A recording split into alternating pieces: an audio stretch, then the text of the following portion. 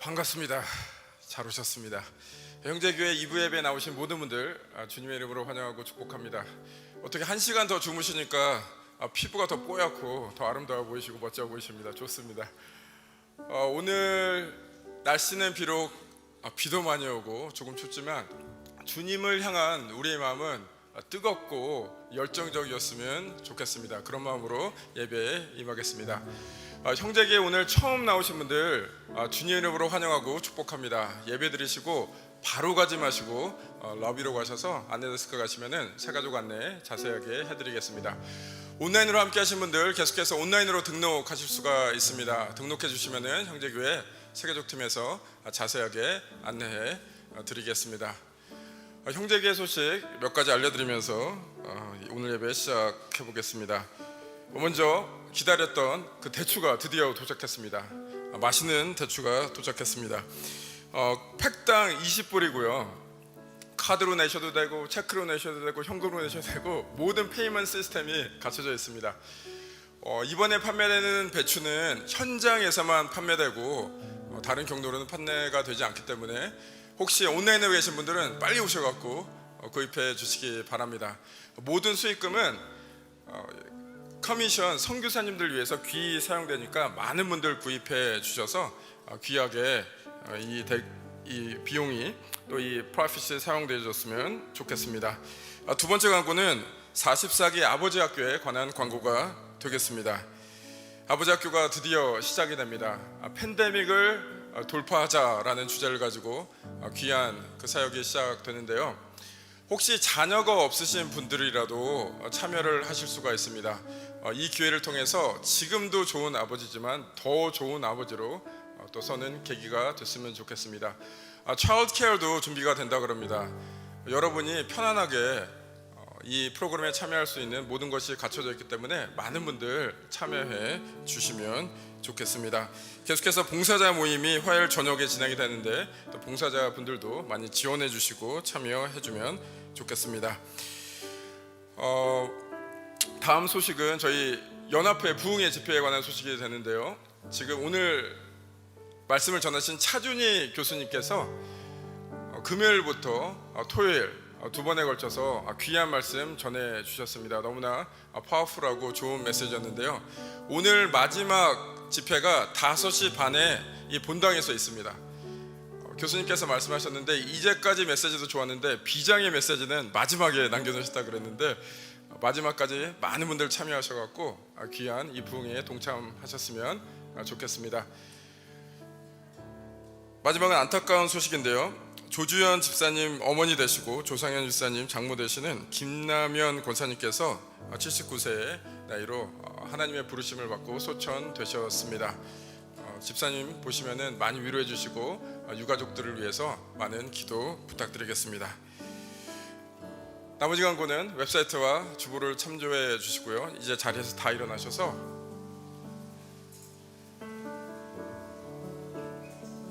저희가 한 마음으로 주님 앞으로 함께 나가시겠습니다. 주님 이 시간 주님을 바라보며 나아갑니다. 우리의 분주한 마음 내려놓고 주님께 경배하며 주님을 높여드리며 나아갑니다. 오늘 이 예배가 우리가 늘 드렸던 그 예배가 아니라 주님을 만나는 특별한 예배 되게 하여 주시고 또 주님을 높여드리는 그런 귀한 예배, 주님께서 기뻐하시는 예배 될 수 있도록 주여 역사하여 주옵소서. 그 역사하심에 우리가 온전히 따라가는 그 시간 될 수 있도록 축복하여 주옵소서. 이 모든 말씀 우리 주 예수 그리스도의 놀라우신 이름으로 기도드립니다. 아멘. 우리의 길과 진리 생명 되신 살아계신 예수 그리스도께 감사의 박수를 높이 올려드리며 찬양의 문을 열도록 하겠습니다. 예수의 높임을 받으며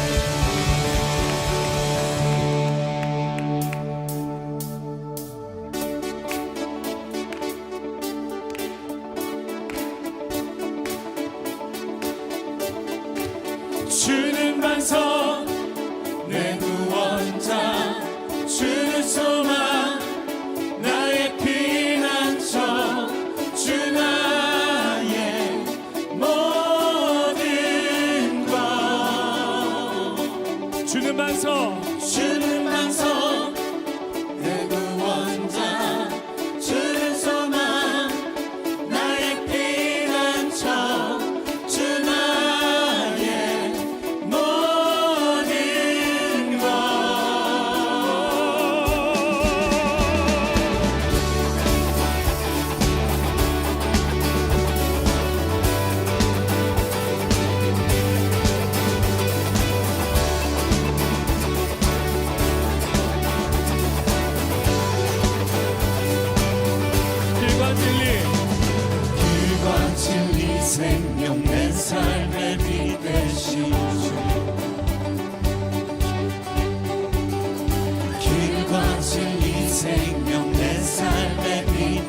되신 주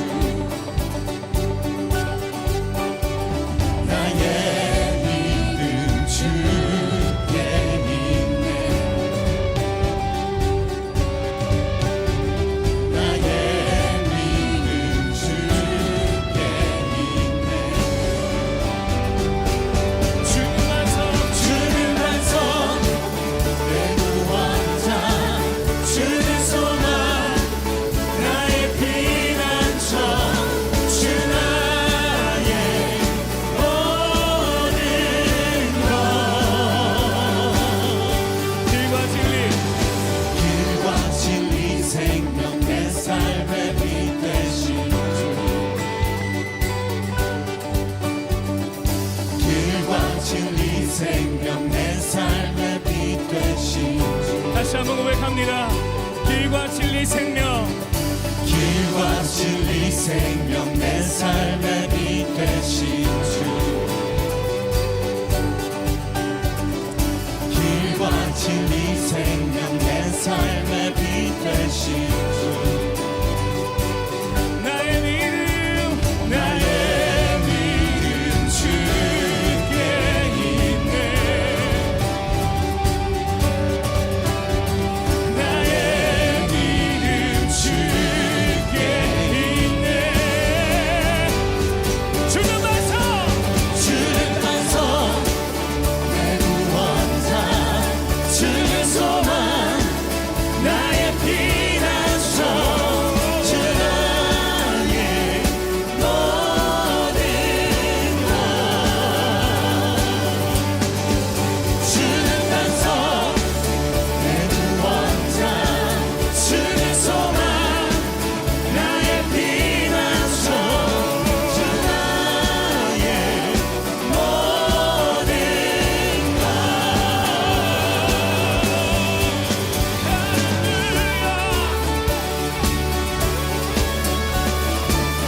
우리의 소망 되시며 영원한 반석 되신 예수 그리스도를 찬양합니다.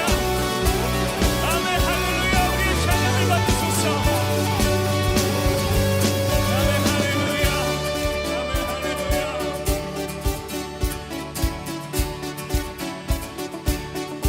나의 믿음 나의 믿음 주께 있네 나의 믿음 주께 있네 나의 믿음 나의 믿음 주께 나의 믿음 주께 있네. 나의 믿음 주께 있네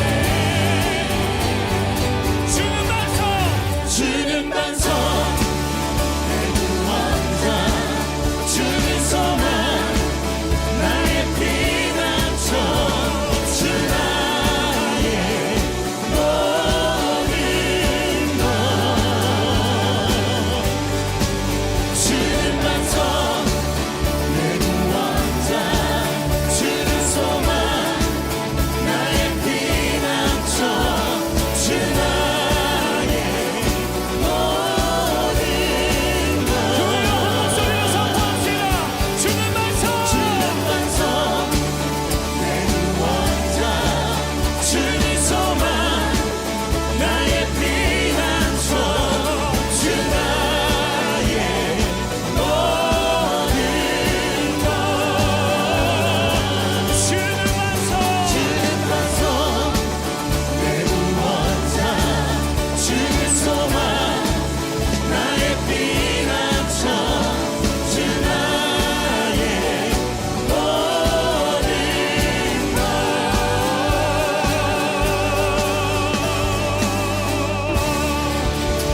우리의 반석 되신 예수 그리스도를 찬양합니다. 아멘 할렐루야. 주 예수 그리스도를 높여드립니다.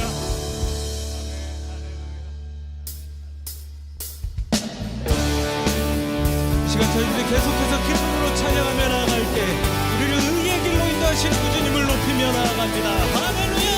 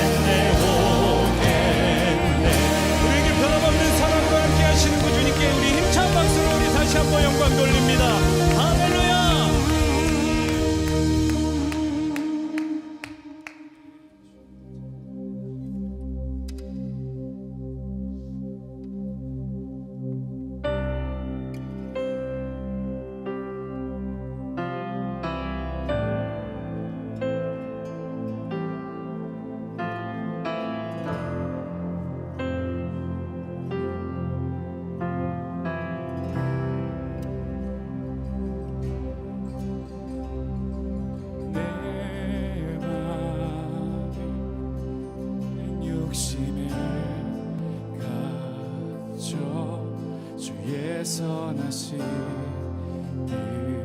뜻을 보지 못할 때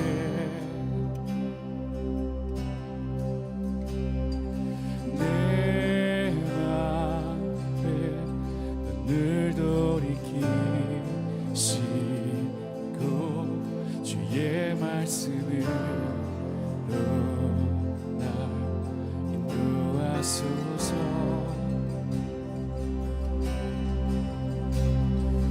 모든 두려움 버리고 주의 약속만을 바라봅니다.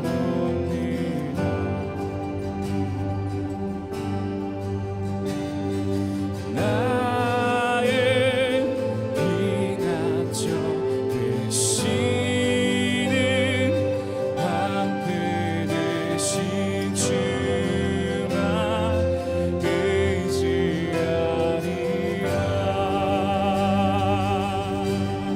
주의 뜻 하늘보다 높고 바다보다 깊고 신실하시네.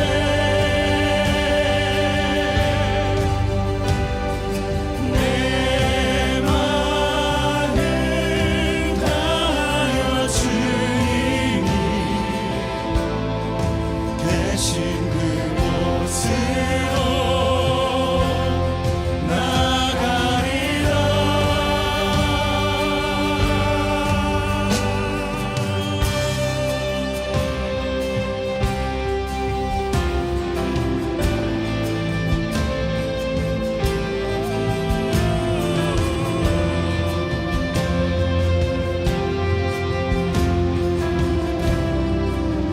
한 번 더 고백하며 나아갑니다. 내 맘이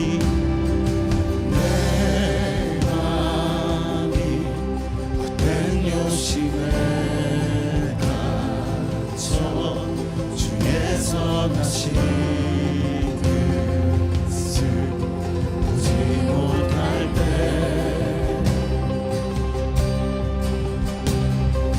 내 맘이 눈을 돌이키시고 주의 말씀으로 인도하소서. 모든 두려움 모든 두려움 버리고 주의 약속만을 바라봅니다. 나의 피난처 되신 피난처 되시는 방패 되신 주만 의지하리라.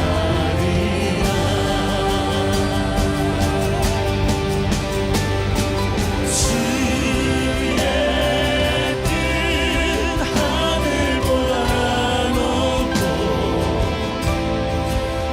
바다보다 깊고 신실하시네.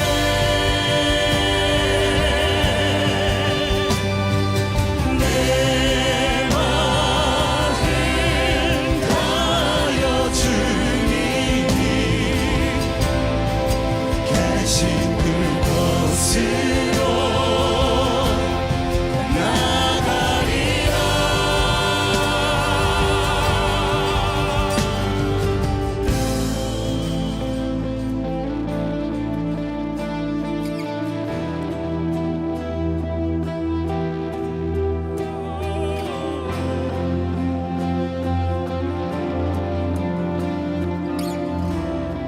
다 같이 고백하며 나아갑니다. 영원히 신실하신 영원히 신실하신 주의 사랑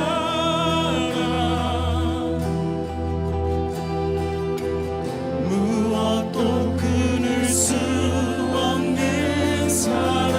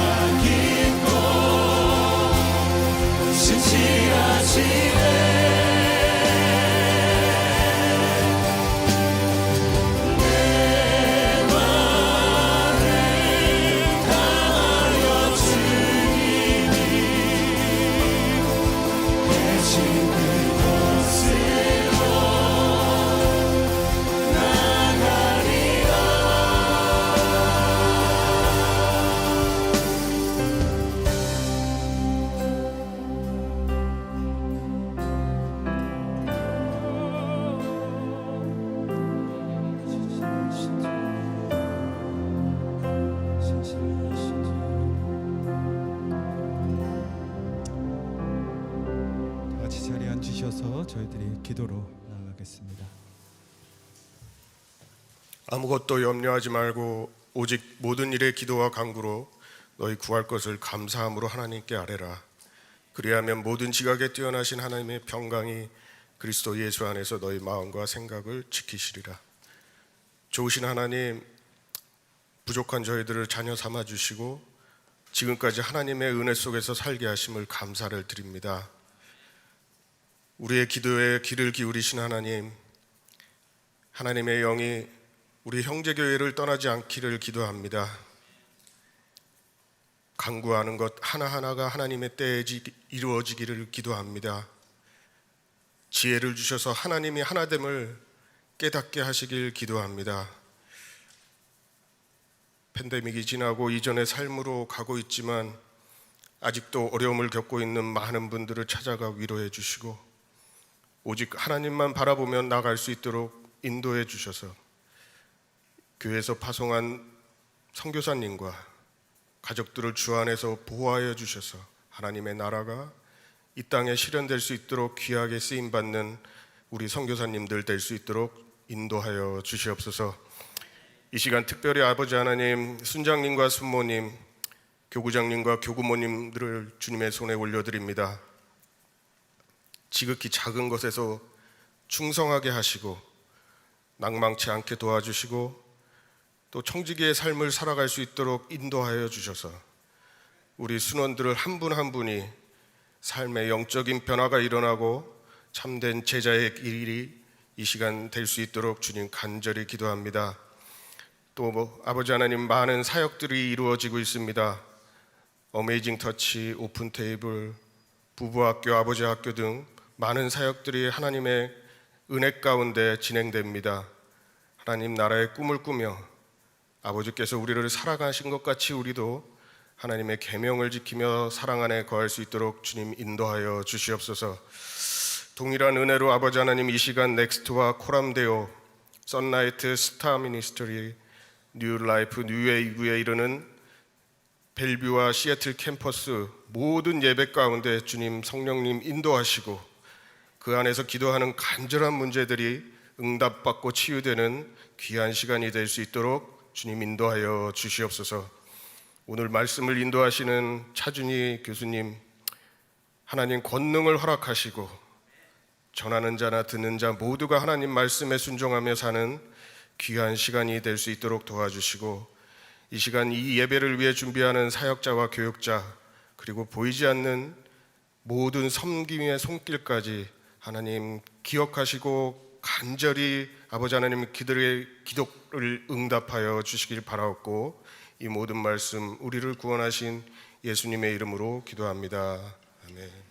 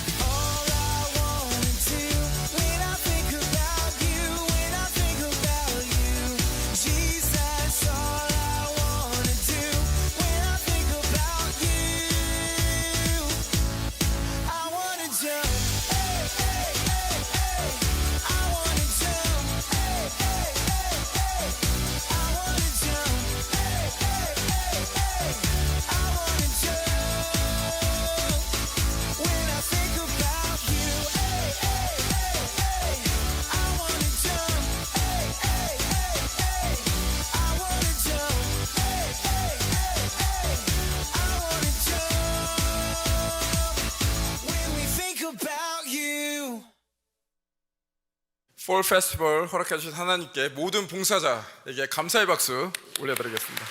너무 좋지 않습니까? 보기만 해도 좋습니다. 다음 세대를 위해서, 우리의 사랑스러운 다음 세대를 위해서 계속해서 기도해 주시고 많은 서포트 부탁드리겠습니다. 오늘 우리에게 주신 하나님 말씀 함께 봉독하심으로 하나님 말씀 받겠습니다. 시편 1편 1절부터 3절의 말씀이 되겠습니다. 시편 1편 1절부터 3절의 말씀 저와 함께 봉독하시겠습니다. 시작.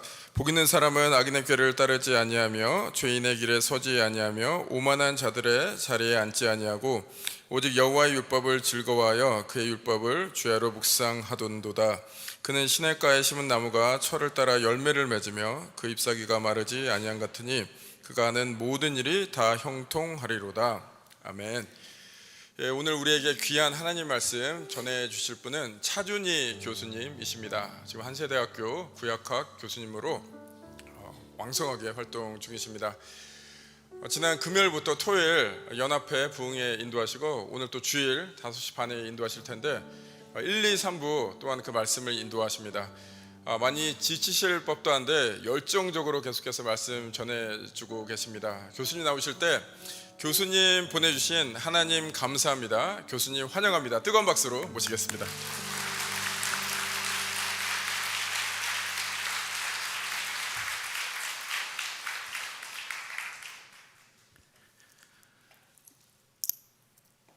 예, 반갑습니다. 원래 부흥회 때 다 뵀어야 되는 얼굴들인데 오늘 처음 보는 분들도 계시죠? 예, 마지막 부흥회가 이제 5시 반에 있는데 독일 말에 And the good is alles gut. 예, 두 분만 끄덕끄덕 하는데요. 끝이 좋으면 다 좋다 이 말이거든요. 마지막에 참석하면 모든 죄가 다 속죄될 줄로 믿습니다. 예, 오늘 말씀은 나무의 영성이란 말씀을 나눌 테고요. 한 40분 정도 말씀을 나눌 거고 끝날 때는 히브리어로 민수기 6장 24절 26절의 축도를 할 겁니다. 좀 생소하더라도 3000년 전부터 내려왔던 축도를 한번 함께 받았으면 좋겠습니다. 말씀을 나누겠습니다.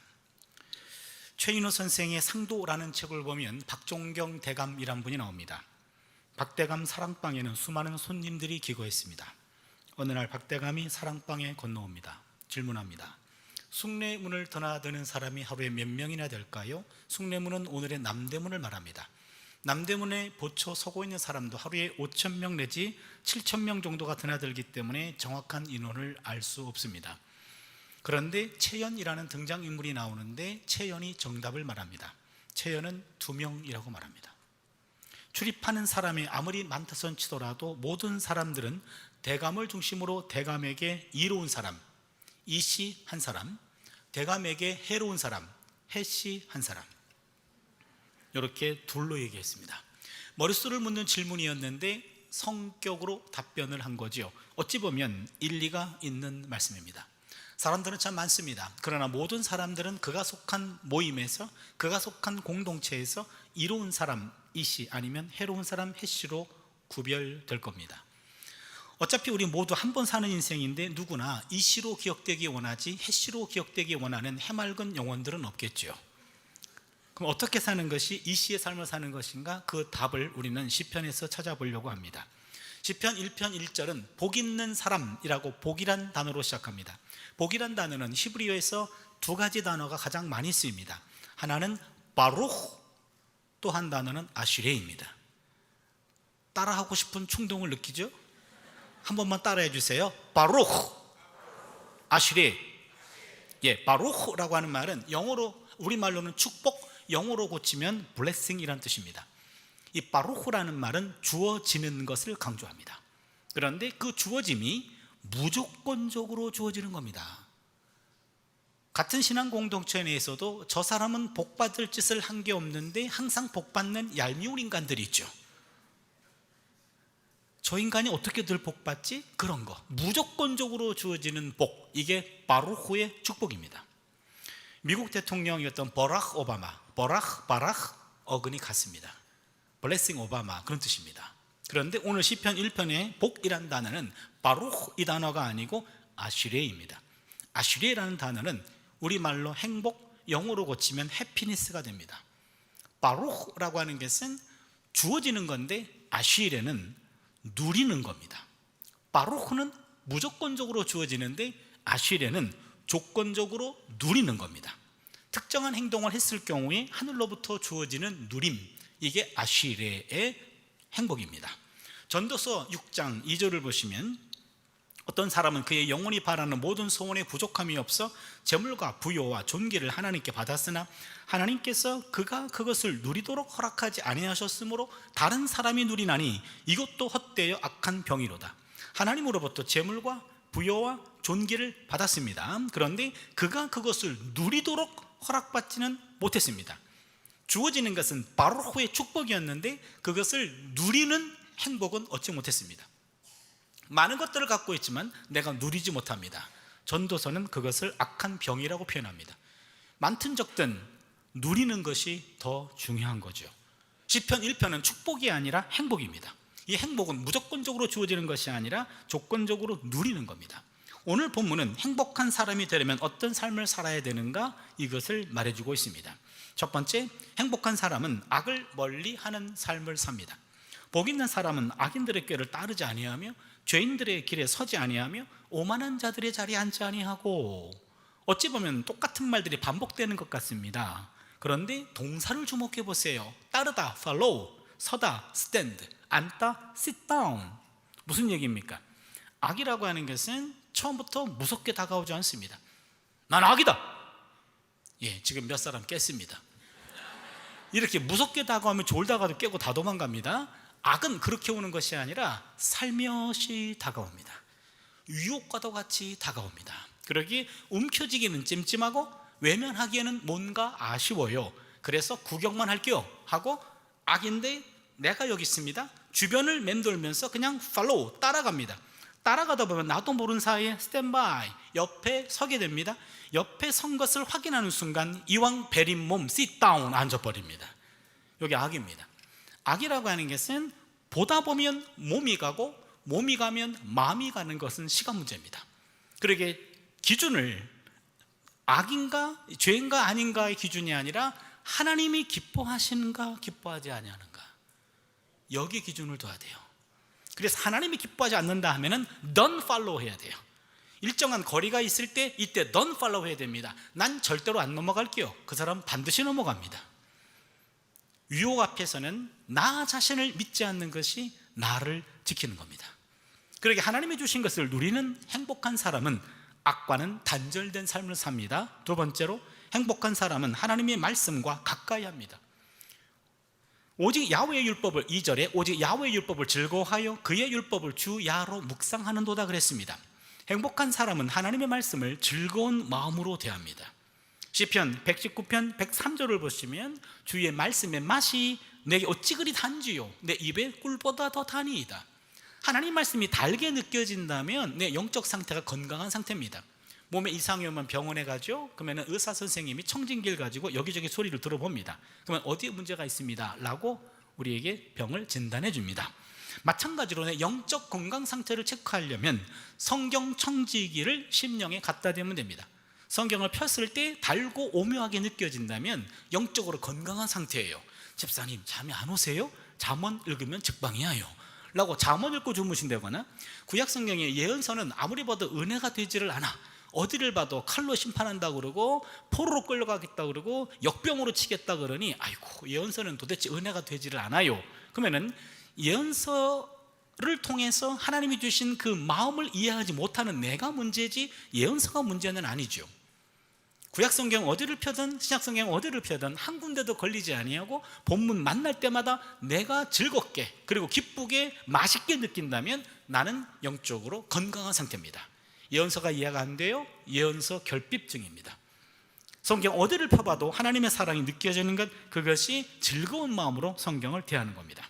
행복한 사람은 주야로 하나님 말씀을 묵상한다 그랬습니다. 주야라는 말은 밤낮으로 항상 늘 그런 의미도 되고요. 주라는 말은 형통할 때, 야라는 말은 불통할 때, 주라고 하는 말은 잘 나갈 때, 야라는 말은 잘 안 나갈 때. 주, 야라는 말은 시간적인 의미도 있지만 질적인 의미도 있어요. 내 환경이 잘 나갈 때, 어려울 때 이 환경을 탓하지 아니하고 어떤 환경 속에서라도 하나님의 말씀을 묵상하는 겁니다. 하나님 말씀을 늘 기쁨으로 대하는 겁니다. 하나님 말씀을 대하는 것이 상수가 되고 그 이외의 것들은 변수가 돼야 돼요. 여러분, 인생의 우선순위를 잘 결정하십시오. 하나님 말씀은 상수, 그 이외의 것들은 변수예요. 내 환경에 따라서 하나님의 말씀이 읽혀질 때가 있고 펼쳐지지 않을 때가 있다라는 것은 인생의 우선순위가 잘못된 겁니다. 어떤 환경에서도 하나님 말씀을 펴보는 것 상수가 되고 그 이외의 것들은 변수가 되기를 바랍니다. 야훼의 말씀을 묵상한다 그랬죠. 여러분, 말씀 묵상 어떻게 하시나요? 말씀 한 구절 읽고 눈 감고 깊이 생각하다가 피곤하면 의식도 잃고 그러죠. 그래서 피곤할 때 말씀 묵상하면 졸려 그러잖아요. 말씀 묵상 잘못해서 그렇습니다. 여기 묵상하다라는 히브리 말로 하가라고 하는 말은 나지막한 목소리로 읊조리다예요. 소리내서 읽다, 계속해서 읽다, 연구하다, 공부하다입니다. 말씀은 소리내서 읽는 것이 원칙입니다. 하나님 말씀은요, 절대로 눈으로만 봐서는 안 돼요. 하나님의 말씀은 반드시 소리내서 읽어야 됩니다. 랍비들은 기도보다 성경을 읽는 것, 성경을 공부하는 것이 가장 높은 형태의 예배라고 말합니다. 기도할 때는 우리가 하나님께 말하지만 성경을 읽거나 성경을 공부할 때는 하나님이 우리에게 말씀하신다는 거예요. 우리의 말이 주를 이루는 기도보다 하나님의 말씀이 주를 이루는 말씀 읽기가, 말씀 공부가 더 높은 차원의 예배라고 하는 거죠. 마틴 루터는 장성한 어른이고 박사이고 교수인데 성경을 읽을 때만큼은 또박또박 소리내서 읽는다라고 그랬어요. 소리내서 또박또박 읽는 게 중요합니다. 우리 몸에는 외부의 것이 안으로, 안의 것이 외부로 들어 넘나들 수 있는 게이트가 9개가 있어요. 여러분 생각해 보세요. 여기에 7개의 게이트가 있어요. 7개 문이 있습니다. 눈둘, 콧구멍둘, 귀둘, 입 하나, 7개죠. 요 위에 있는 요 문을 양의 문이라고 말하고, 몸 아래에 있는 요도와 항문 2개의 문을 음의 문이라고 말합니다. 음의 문은 배출만 합니다. 양의 문은 배출과 또한 흡입이 가능합니다. 그러게 외부의 것이 우리 안으로 들어올 때는요 7개 문이 열려야 됩니다. 그러기 위해서는 눈만 열려 있으면 눈으로 끝나요? 아닙니다. 입으로 읽어야 됩니다. 그러면 입이 열리고 귀가 열리고 눈이 열려요. 그러면은 2, 4, 5개, 5개가 열렸는데 콧구멍은 어떻게 열리는지 모르겠어요. 아마도 말씀의 파동이 코로 들어오지 않을까, 이건 제 생각입니다. 아무튼 7개 문이 완전히 오픈돼서 외부의 것이 안으로 들어오기 위해서는 반드시 성경은 소리내서 읽어야 됩니다. 이런 사람은 하나님의 말씀과 악과는 단절하고 하나님 말씀과 가까이 하는 사람은 결국 시냇가에 심겨진 나무가 됩니다. 그는 시냇가에 심겨진 나무가 철을 따라 열매를 맺으며 그 잎사귀가 마르지 아니함 같으니 그가 하는 모든 일이 다 형통하리로다. 구약성경에서 나무는 의인을 상징합니다. 시편 92편 12절을 보시면 의인은 종려나무같이 번성하며 레바논의 백향목같이 성장하리로다. 의인은 종려나무 같다. 나무를 통해서 의인을 상징합니다. 그리고 의인은 나무는 의인을 상징하죠. 여기서 시냇가에 심은 나무라고 그랬는데 이 시냇가라는 단어도 보통 단어가 아닙니다. 이스라엘에서 자연적으로 이루어지는 시냇가, 그런 시냇가는 우기 때는 시내가 형성이 되는데 건기 때는 말라붙어 버립니다. 이스라엘은 한 5개월에서 6개월 정도 비 한 방울 내리지 않습니다. 그러게 겨울에 우기 때는 시내가 형성되는데 건기가 되면 비 한 방울 내리지 않으면 완전히 말라붙어 버려요. 그거를 자연천이라고도 말하고 와디라고도 말하고, 정확히 표현하면 속이는 시내라는 게 그 단어입니다. 그런 속이는 시내로 옮겨졌다가 이 나무는요 건기 때 돌아가십니다. 여기 나와 있는 시냇가는 그 단어가 아닙니다. 여기 나오는 시냇가는 팔게이 마임이라고 하는 히브리어인데 이것은 관계수로가 연결되어 있어서 1년 내내 물이 메마르지 않는 곳이에요. 365일 동안 물이 메마르지 않는 시냇가에 심은 나무가 돼요. 그런데 여기 심은이라고 하는 이 분사도 정확하게 번역하면 심겨진이에요. 심은 나무와 심겨진 나무는 다르죠. 심은 나무는 마치 나무가 걸어다니면서 어디 물이 많을꼬 하면서 걸어다니다가 뿌리를 내리는 것 같아요. 그런 나무는 미친 나무예요. 그렇죠? 시냇가에 심겨진 나무예요. 심겨진이란 말은 수동태입니다. 히브리어도 그렇고 헬라어도 그렇고 결정적인 순간에 수동태로 표현돼요. 그거는 심은 나무가 아니라 심겨진 나무예요. 나무가 심은 것이 아니라 외부의 힘에 의해서 옮겨 심겨진 거죠. 요 외부의 힘을 가리킬 때 수동태로 표현해요. 이런 것들을 전문 용어로 divine passive라고 표현합니다. 신적 수동태. 우리는 그가 누군지를 알죠? 하나님이십니다. 하나님이 옮겨 심어주는 겁니다.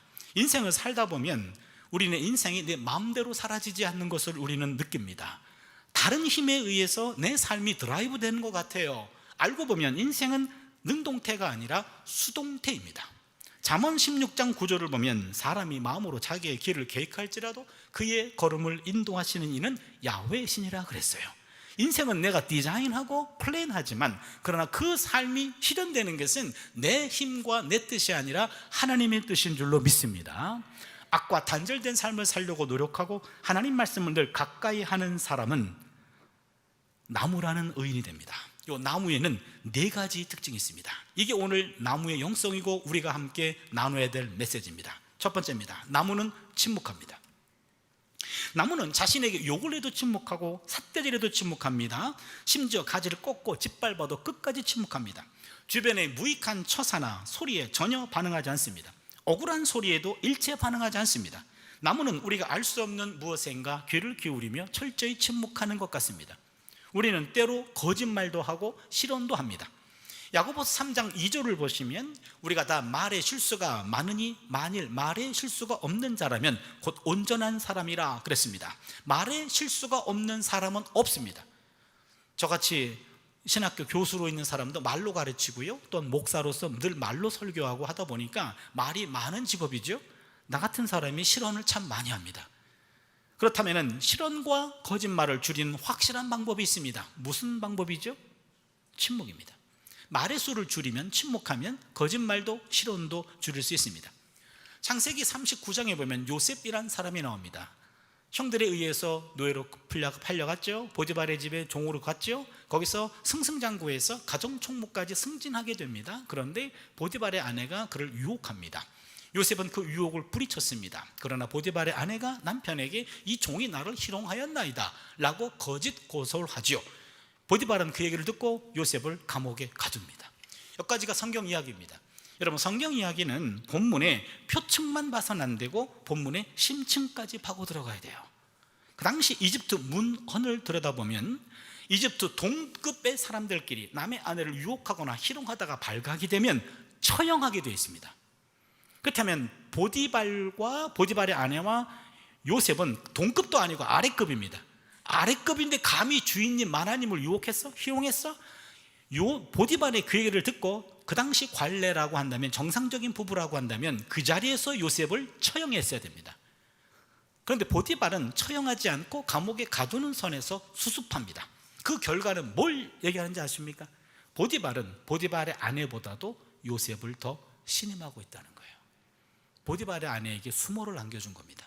그렇다면 그것은 요셉의 결백함을 보디발도 알고 있다는 거죠. 제가 요셉이라면 주인님, 사모님의 음탕함은 말 안 해도 아시죠? 난 너무 억울합니다 라고 말할 것 같아요. 근데 요셉은 침묵합니다. 이겁니다. 그 당시 이집트 사람들의 가장 최고의 리더는 억울한 상황이라 할지라도 침묵으로 견뎌낼 수 있는 사람, 그게 리더의 품격이었어요. 요셉은 리더의 품격을 배워가고 있습니다. 요셉은 자신의 무고함을 인정받았지만 억울함을 호소하지 않았습니다. 그대로 수용합니다. 침묵합니다. 겁쟁이가 아닙니다. 비겁한 처사도 아닙니다. 잘못을 시인한 것도 아닙니다. 분명히 보디발의 아내는 분명히 알아. 나도 알아.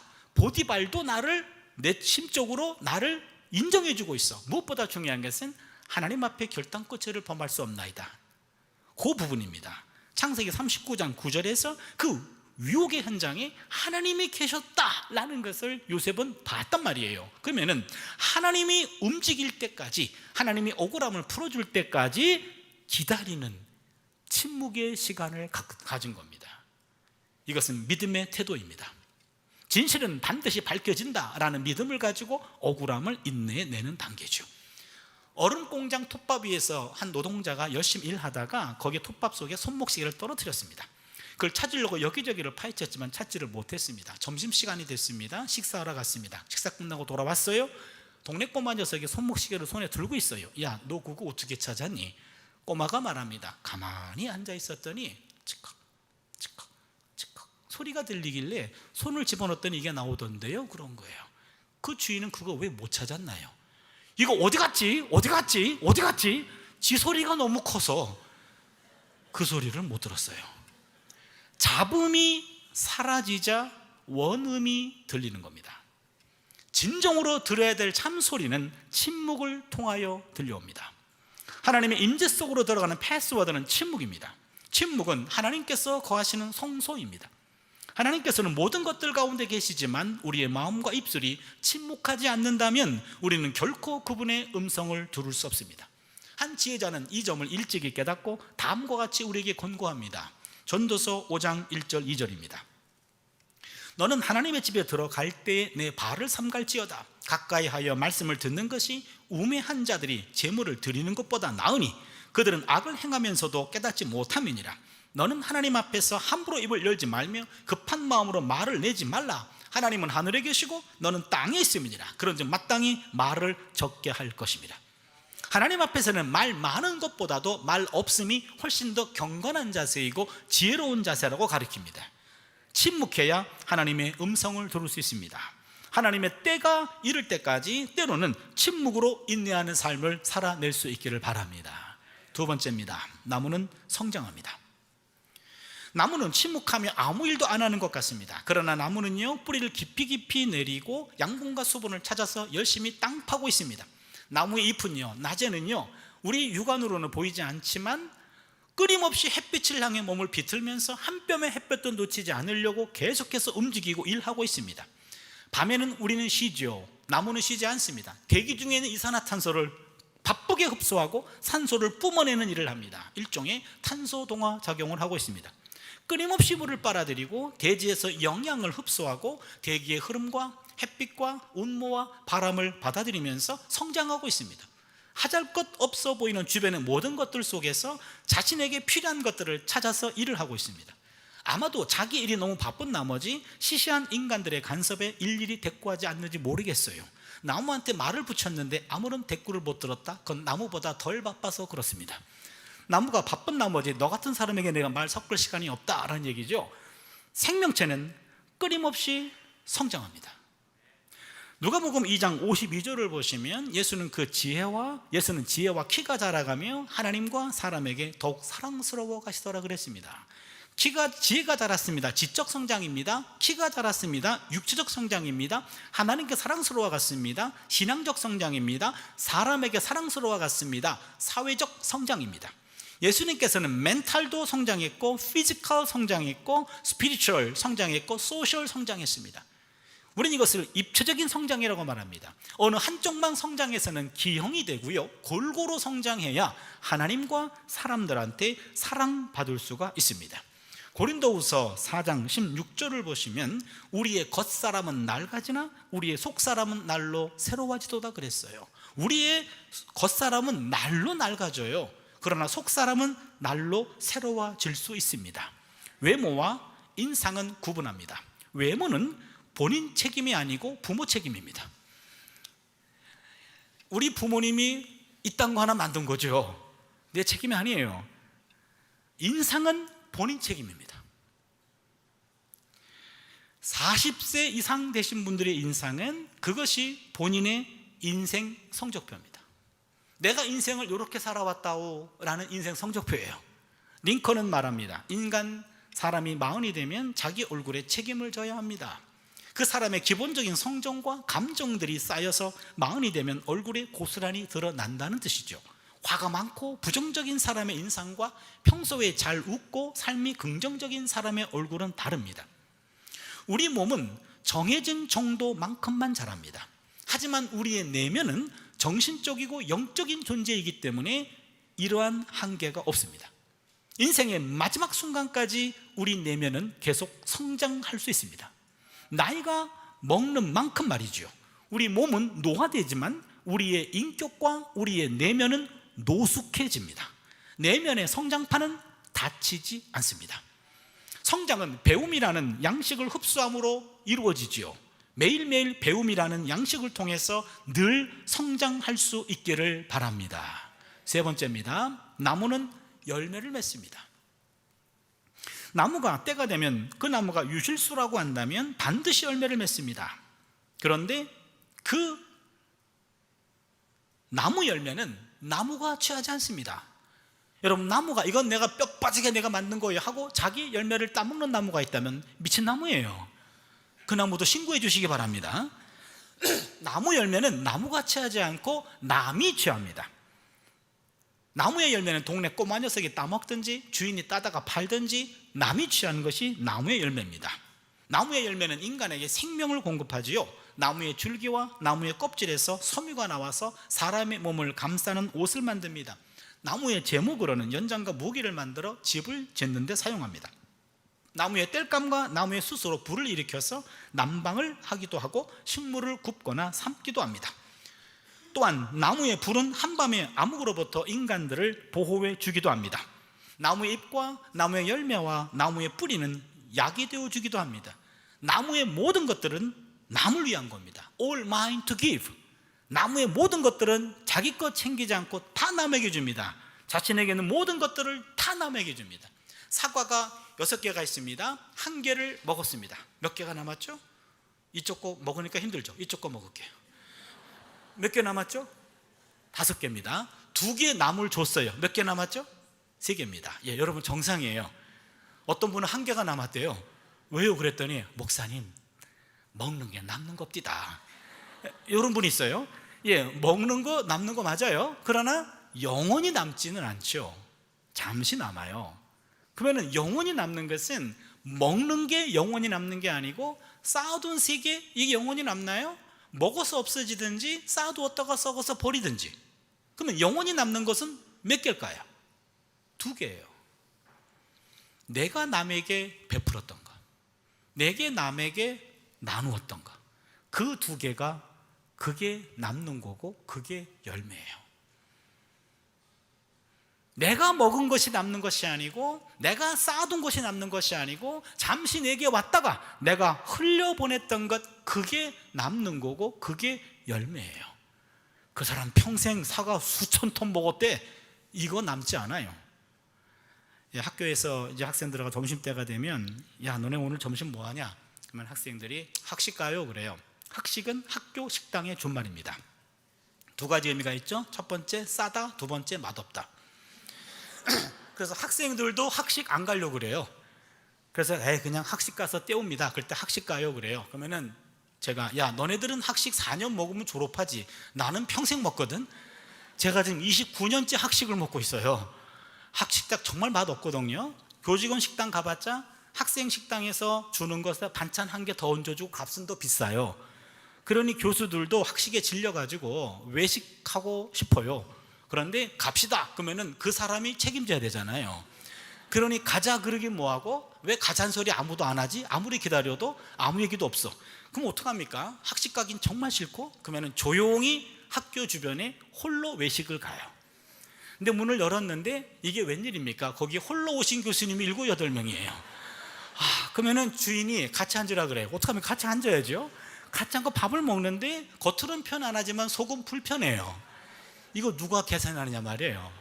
아무도 오자는 얘기 안 했는데 그럼 평소보다 밥 먹는 속도가 느려집니다. 천천히 먹습니다. 그럼 1시에 수업 있는 교수가 일어날 때 직권만 계산하거나 그런데 남들은 더 천천히 먹었어요. 다 먹었어. 그럼 어떡합니까? 반찬 먹고 물 먹고 버티기에 들어갑니다. 오늘은 반찬이 맛있네 하면서요. 그때 반찬 먹고 물 먹고 시간 벌려고 말 많이 하지 말고 일어나서 밥을 쏘는 사람, 그 밥 한 번 쏘는 게 부담돼가지고 열심히 반찬 먹고 물 먹고 버티기에 들어간 7, 8명의 박사보다도 밥을 쏘는 사람, 우리는 그 사람을 밥사라고 얘기해요. 밥사가 박사보다 훌륭한 거예요. 그런 밥은 안 비싸요. 학교 식당은 한 4,000원 하고요, 그 다음에 교직원 식당은 한 5,000원 하고요, 외식 가면 한 7, 8,000원이에요. 그때 일어나가지고 밥을 한번 쏘면 그게 기록에 남잖아요. 밥 한번 쏘았네 이런 거예요. 그게 열매예요. 남에게 베풀 수 있는 기회가 있을 때 지갑을 열고 남에게 섬길 수 있는 것, 그게 열매입니다. 예수님이 잎만 무성한 무화과 나무를 저주하신 적이 있습니다. 잎은 무성했어요? 열매가 없습니다. 잎이 무성했다는 말은 열심히 살았다는 얘기죠. 분주히 바삐 살았습니다. 그러나 정작 남에게 줄 수 있는 열매가 없다면 잎만 무성한 무화과 나무고 저주받은 나무가 됩니다. 남에게 베푼 열매가 없다면 저주받은 삶이라고 할 수밖에 없죠. 인생은 쌓아둔 것이 아니라 남에게 베푼 열매로 평가가 됩니다. 열매가 있는 삶을 살아갈 수 있기를 바랍니다. 마지막 네 번째입니다. 나무는 그늘이 되어줍니다. 나무는 침묵하고 성장하고 열매를 맺고 그리고 그늘이 됩니다. 나무는 한여름 떼약볕을 피하는 그늘이 되고 안식처가 됩니다. 뜻밖의 소나기를 만난 사람들이 잠시 쉬어가는 쉼터가 되어줍니다. 구약성경에서 가장 지혜로운 왕으로 유명한 사람이 솔로몬입니다. 솔로몬이 기브온 산당에서 1000번제를 드렸고 하나님이 꿈속에서 나타나셔서 내가 내게 뭘 해주기를 원하느냐라는 장면이 나옵니다. 기브온 산당에서 1000번제를 드렸습니다. 1000번제는 1000마리 완샷 한꺼번에 태워드린 거예요. 1000번제입니다. 태울 번째예요. 바쁘신 솔로몬 씨께서 기브온 산당과 예루살렘은 약 8km가 떨어져 있습니다. 하루에 한 마리씩 왔다 갔다 한 것이 아니고 1000마리 완샷 한꺼번에 태워드렸어요. 오늘날 교회에서 1000번째 헌금하는 교회들이 있죠. 그건 1000마리를 한꺼번에 드리면 부담이 되니까 하루에 한 마리씩 나누어 드리세요 라는 차원에서, 목회적 차원에서 재해석한 거고, 바쁘신 솔로몬 씨는 1000마리 완샷 한꺼번에 태워드렸고 하나님이 꿈속에서 나타나셨고 내가 내게 뭘 해주기를 원하느냐. 그때 솔로몬은 뭘 요구했죠? 지혜. 왕상 3장 9절을 한번 본문을 보세요. 누가 주의 이 많은 백성을 재판할 수 있사오리까? 듣는 마음을 종에게 주사 주의 백성을 재판하여 선악을 분별하게 하옵소서. 여기 보시면 많은 분들이 지혜로 오해하고 있는데 옛날 개역 한글판 성경에서는 지혜로운 마음을 종에게 주사 그렇게 번역했습니다. 그건 오역입니다. 정확한 번역은 듣는 마음이에요. 히브리 말로 렙 쇼메아, listening heart. 남의 이야기를, 백성들의 속마음을 들어줄 수 있는 리더가 되게 해주십시오. 진정한 리더는 자기 목소리를 높인 사람이 아니고 구성원들의 속마음까지 읽을 수 있는 사람, 그거를 들을 수 있는 사람, 그가 리더예요. 한마디로 말하면 솔로몬은 하나님께 경청을 요구한 겁니다. 세상은 자기 마음을 있는 그대로 관심 갖고 들어줄 사람을 찾습니다. 누군가 내 목소리를 경청해주고 들어주고 공감해주고 내 존재를 인정해주고 내 가치를 알아주기를 원합니다. 그래서 성경은 듣기 전에 말하는 것은 어리석은 짓이다 라고 말합니다. 지식은 말하려 하지만 지혜는 들으려고 합니다. 말이 멋있지 않나요? 멋있는 말은 제 말이 아닌 것도 아시죠? 제가 책을 보다가 글귀를 발견했어요. 지식은 말하려 하지만 지혜는 들으려고 한다. 어떤 분을 처음 만났는데 정말 말씀이 없으셔. 과묵하셔요. 얘기를 잘 들어주셔. 그런데 만날 때마다 어찌 그리 과묵하신지 그분이 잘 들어주시고 잘 공감해 주셔. 엄청나게 고수로 보여요. 근데 어느 날 그분이 입을 열었어? 고수가 아는 게 탄로나잖아요. 말없이 듣는 것이 지혜로운 태도예요. 이런 말씀이 성경에도 있더라고요. 잠언 17장 28절입니다. 미련한 자라도 잠잠하면 지혜로운 자로 여겨지고 그의 입술을 닫으면 슬기로운 자로 여겨지느니라. 워런 버핏이라는 회장 여러분 아시죠? 그 회장한테 어느 기자가 찾아가서 회장님, 인생의 성공이란 어떻게 이해하십니까? 기자가 기대하는 대답은 인생의 성공이란 열심히 일해가지고 돈을 많이 벌어서 좋은 일에 많이 도네이션 하는 것이 인생의 성공입니다. 그리 말할 줄 알았어요. 이분의 대답은 뜻밖이었습니다. 인생의 성공이란 나이가 들면 들수록 내 주변에 젊은 사람들이 많아지는 것이 성공입니다. 이렇게 얘기했어요. 저는 이 말이 공감이 됩니다. 나이가 들면 젊은 사람에게 자신의 경험을 나누고 싶어 합니다. 그래서 그 유명한 라떼를 쏘는 거죠. 여러분 라떼 아시죠? 라떼는 말이야, 저는 그래서 라떼를 안 먹습니다. 아메리카노만 먹습니다. 젊은 사람만 보면 나이 든 사람들은요 말이 많아져요. 그래서 말이 많은 사람에게 사람이 붙지 않아요. 그렇기 때문에 나이가 들면 입은 잠그고 지갑은 열라는 말이 있어요. 나이 드신 분들은요 지갑은 집에 두고 나와요. 입만 가지고 나와요. 젊은 사람이 식사를 대접하면요, 밥값 해야 된다고 말이 더 많아져요. 그 말은 입은 먹을 때 많이 먹고 또 말도 많아져. 그러면 그 젊은 사람은 다시는 그분 찾아가지 않아요. 젊은이는 자기 얘기를 들어주려고 찾은 건데 자기 얘기를 듣기는커녕 말만 많아져요. 그러면 절대로 그 분에게 젊은이는 찾아가지 않습니다. 사람에 대한 호칭은 나이에 따라 달라진다고 합니다. 영아, 유아, 청소년, 청년, 장년, 여기까지는 똑같습니다. 어떤 대학을 가건 그냥 청년이고 어떤 직장을 다니건 그냥 장년이에요. 그런데 모든 사람들은 나중에 호칭이 갈립니다. 모든 사람들은 노인 아니면 어른으로 구분됩니다. 결국에 노인 아니면 어른이 됩니다. 노인은 그저 늙은 사람이에요. 어른은 존경받는 사람이에요. 노인은 고집을 피우는 사람이고 어른은 상대를 이해하려고 노력해요. 노인은 상대를 지배하려고 해요. 자네 나이가 몇이야?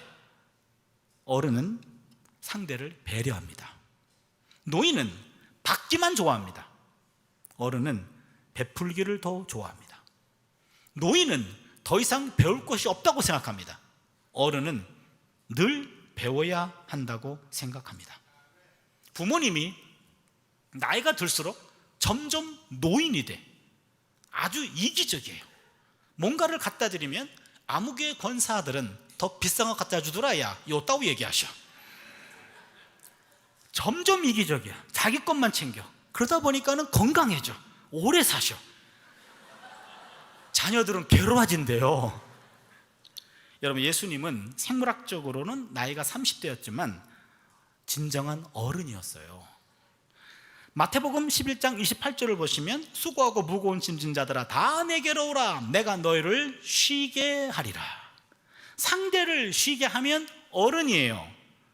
상대를 편하게 하면 어른이에요. 본인만 쉬려고 하면 노인이에요. 본인만 편해지려고 하면 노인이에요. 노인은 나이가 들어 노인 되는 것이 아닙니다. 젊어서부터 이기적인 삶을 살았기 때문에 나이가 들어 자연스럽게 노인이 된 거예요. 어른은 나이가 들어 어른 된 게 아니에요. 젊어서부터 남을 더 배려했기 때문에 나이가 들어 자연스럽게 어른이 된 겁니다. 지금 우리는 노인의 길로 가고 계십니까? 아니면 어른의 길로 가고 계십니까? 말이 많으면 노인이고 말 없이 상대 이야기를 잘 들어주면 어른이에요. 교회가 미래가 있냐 없냐, 그것은 나이 든 사람들의 목소리보다도 젊은이들의 목소리가 더 큰 교회가, 그 교회가 미래가 있는 교회예요. 말씀을 정리할게요. 해씨가 아니라 이씨의 삶을 사는 행복한 나무가 되는 삶, 그것은 첫 번째, 악과는 멀리합니다. 두 번째, 하나님의 말씀과는 가까이 합니다. 어찌 보면 우리의 삶은 너무 단순합니다. 악과는 전쟁, 하나님 말씀과는 평화예요. 말씀이 있는 그 자리를 사모하는 겁니다. 하나님 말씀 있는 곳이라고 한다면 모든 만사를 다 뒤로 제껴놓고 말씀을 사모하며 그 자리에 참석하는 거예요. 여러분, 오늘 잘 나오셨어요. 오늘 오후에도 잘 나오셔야 돼요. 이러한 삶이 반복되다 보면 자신도 모르는 사이에 한 그루의 나무가 됩니다. 그렇다면 시냇가에 심겨진 나무는 사소한 일에는 침묵하고 성실하게 매일매일 순간순간마다 성장하며 남에게 유익을 제공하는 열매를 맺고 지치고 힘든 사람들에게 언제나 그늘이 되어줍니다. 톨스토이는 말합니다. 양심은 하나님의 목소리다. 양심은 하나님의 목소리다. 여러분, 일반적으로 양심이 살아있는 사람은 악한 일을 생각하거나 잘못된 일을 할 때 양심이 두근두근거립니다. 양심이 살아있는 거예요. 양심은 일종의 알람장치입니다. 알람장치는 전원이 연결되어 있어야지만 살아있습니다. 근데 전원이 끊어져요. 전원이 끊어지면 알람장치가 멈췄어요. 상대를 죽여도 전혀 죄의식이 없습니다. 사이코패스가 그렇죠. 소시오패스가 그렇죠. 성경적인 용어로는 화인 맞은 양심이라고 얘기합니다. 양심이 살아있으려면 전원이 연결되어 있어야 돼요. 알람에 불이 들어와야 됩니다. 그 전원 연결이 하나님의 말씀이에요. 또한 뿌리를 깊이 내리죠. 그러면은 생수가 올라옵니다. 요한복음의 해석에 따르면 생수는 성령의 생수가 됩니다. 하나님의 말씀과 성령으로 잇따 있어서 말씀과 성령으로 공급이 돼야 알람장치가 살아있는 줄로 믿습니다. 이게 살아있어야 잘못된 것들을 악으로 분별하고 이 악한 것들을 끊어낼 수 있는 용기도 말씀과 성령에서 나오는 줄로 믿습니다. 그러기에 말씀과 성령으로 끊임없이 공급받아서 한 그루의 건강한 나무가 되어주시길 바랍니다. 행복한 나무가 되어주시길 바랍니다. 여러분, 한 분 한 분이 행복한 나무가 되면 여기에 수백 그루의 나무가 있죠. 숲을 이루었습니다. 하나의 숲을 이뤘다면 이 지역사회에 있는 악한 공기, 이산화탄소는 우리가 십자가를 지는 심정으로 흡수하고 이 지역사회를 맑게 하고 밝게 하는 산소를 공급하는 그런 교회 되어주시기를 바랍니다. 시애틀 형제교회, 시애틀 지역의 대표적인 교회로 알고 있어요. 여러분, 그렇다면 그 평가에 걸맞는 여러분 한 분 한 분이 직장에서, 가정에서, 어느 곳에 있든지 바로 이 지역사회의 악한 것들, 잘못된 것들은 내가 십자가를 지고 지역사회를 맑게 해주는 행복한 한 그루의 나무 되어주시기를 축원합니다. 오늘 찬양을 함께하고 함께 예배를 마치도록 할게요. 여러분, 가능하면 다 일어나셔서 함께 찬양해 주시길 바랍니다. 낮엔 해처럼 밤엔 달처럼 그렇게 살 수는 없을까? 욕심도 없이 어두운 세상 비추어 온전히 남을 위해 살듯이 나의 일생에 꿈이 있다면 이 땅에 빛과 소금 되어 가난한 영혼, 지친 영혼을 주님께 인도하고픈데 나의 욕심이 나의 못난 자아가 언제나 커다란 짐 되어 나를 짓눌러 마음을 곤곡해 하니 예수여 나를 도와주소서. 함께 찬양 올리겠습니다.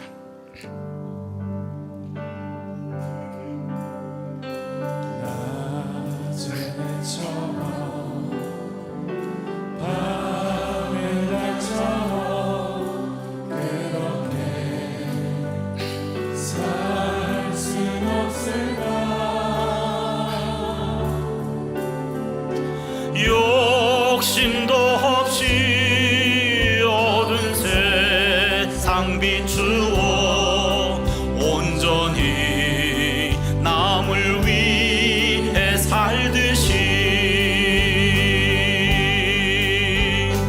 나의 일생에 꿈이 있다면 이 땅에 빛과 소금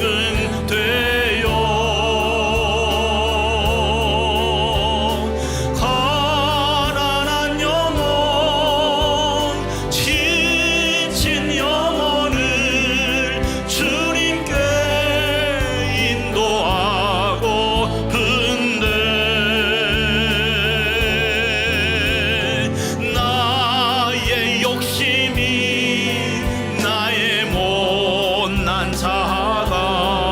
영혼, 지친 영혼을 주님께 인도하고 근데 나의 욕심이 나의 못난 자가 커다란 침대요 나를 짓눌러 마음을 곤곡해 하니 예수여 나를 도와주소서. 예수님처럼 바울처럼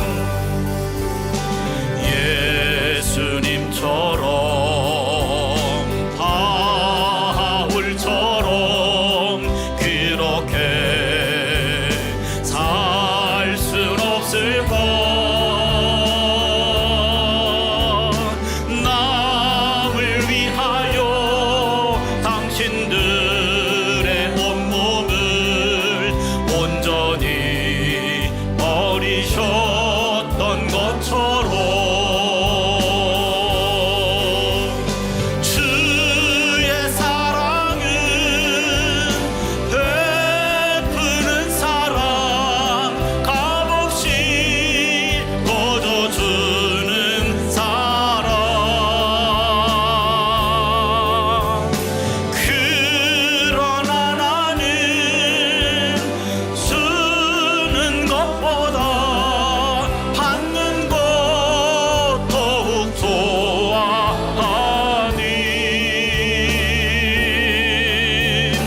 나의 입술은 주님 닮은 듯하나 내 맘은 아직도 추하여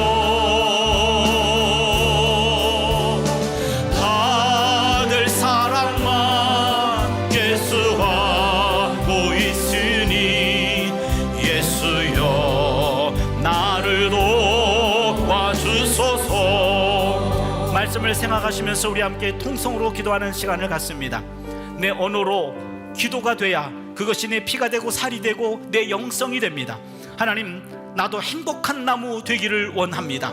악과는 단절하고 하나님 말씀과 가까이하는 삶이 나의 일상이 되게 해주시고 거룩한 습관이 되게 하여 주시옵소서. 그리하여 한 그루의 나무가 되게 하시고 행복한 나무 되게 하여 주시옵소서. 주여, 일창드리고 2분만 기도하겠습니다. 주여. 오 하나님 아버지, 감사합니다. 하나님 아버지, 잃어버린 영성을 회복하자라는 주제를 가지고 우리가 시간마다 하나님의 말씀을 나누고 있습니다. 하나님, 이 시간에 우리 형제교회 성도님들과 함께 나무의 영성을 나누었습니다. 하나님 아버지, 복 있는 사람은 악인들의 꾀를 따르지 아니하며 죄인들의 길에 서지 아니하며 오만한 자 자리에 앉지 아니하고 오직 야훼의 율법을 즐거워하여 그의 율법을 주야로 묵상하는 자로다 말씀하셨습니다. 하나님 아버지, 악과는 단절된 삶을 살아가게 해주시고 하나님 말씀과 가까이하는 삶이 우리의 일상이 되고 우리의 습관이 되고 우리의 몸이 되고 우리의 피가 되게 하여 주셨기를 간절히 바라옵고 원합니다. 하나님 아버지, 말씀과 성령으로 늘 공급받게 하여 주셔서 우리의 삶의 중심이 시냇가로 옮겨 심어지게 하여 주시옵소서. 한 그루의 행복한 나무가 되어서 하나님 아버지, 우리가 나무와도 같이 신목하며 성장하며 열매를 맺으며 그늘이 되어주는 인생을 살아갈 수 있도록 우리 한 사람 한 사람을 온전히 붙잡아 주시옵기를 간절히 바라옵고 원합니다. 하나님 말씀은 살아있고 운동력 있다고 말씀하셨습니다. 말씀이 살아 움직이는 그 운행의 자리를 가벼이 여기지 않도록 하여 주시고 말씀을 사모하며 말씀 속에 날아간 우리가 되게 해주시옵기를 간절히 바라옵고 원합니다. 형제교회 성도님들에게 막중한 사명이 있습니다. 하나님 아버지, 하늘로부터 하나님의 은혜를 힘있게 해주시고 그 은혜를 힘입어 이 땅을 섬기며 이 땅에 하나님의 나라를 펼쳐갈 수 있도록 우리를 붙잡아 주시옵기를 간절히 바라옵고 원합니다. 하나님 아버지, 특별히 이제 집회를 통해서 하나님 말씀이 우리가 들려올 때에 그 말씀을 붙잡게 해주시고 말씀 따라 살아가게 해주시옵기를 간절히 바라옵고 원합니다. 하나님 아버지, 감사합니다. 우리가 한 그루의 나무와도 같이 나무의 영성으로 신목하며 성장하며 열매를 맺으며 그늘이 되어주게 하여 주셔서 많은 사람들에게 어른이 되어주는 길을 걸어가게 하여 주시옵소서. 인정받고 존경받고 사랑받는 복된 인생이 되게 해주셔서 우리의 남은 삶을 통하여 주변 사람들을 축복하며 주변 사람들에게 그늘과 안식을 제공하는 복된 인생 되게 하여 주시옵소서. 하나님, 감사드렸고 이 시간에 영광받아 주시옵소서.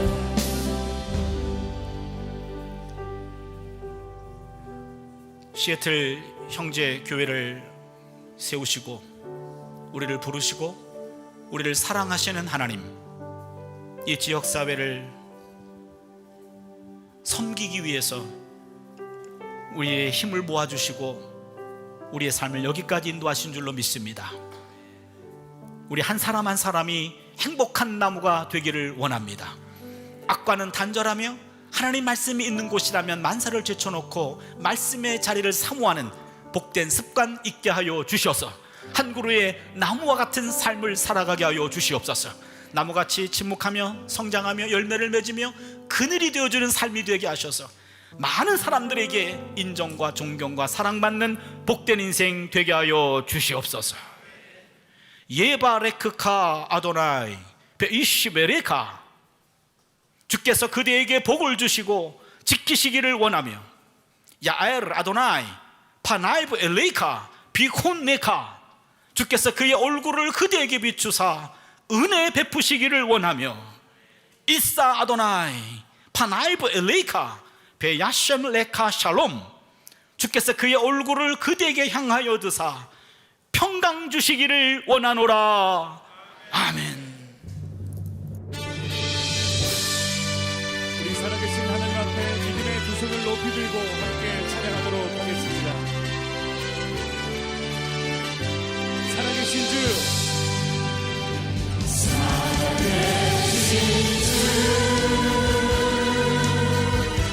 나의 참된 소망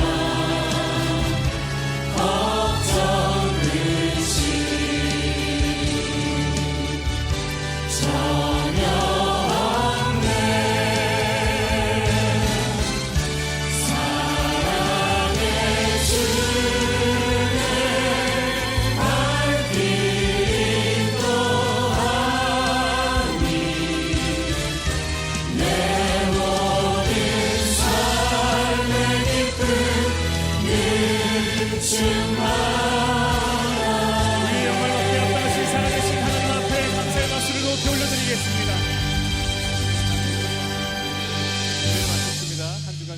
마치고 또 이 자리에서 뵙도록 하겠습니다. 안녕히 돌아가십시오.